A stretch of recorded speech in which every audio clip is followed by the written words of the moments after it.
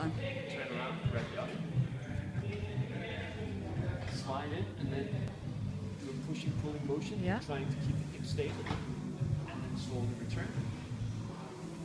Doing it on one side, remembering which arms are pulling, and then afterwards, turn around, change.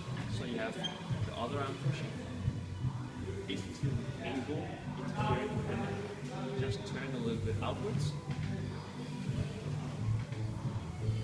and it should feel better. Yeah, one-legged overhead aeroplane. So standing on one leg, leaning forward, lifting the arms forward all the way to the ears. Lowering back is level 1.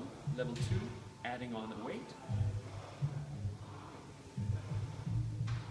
Or level 3, keeping the arms up and doing the same thing.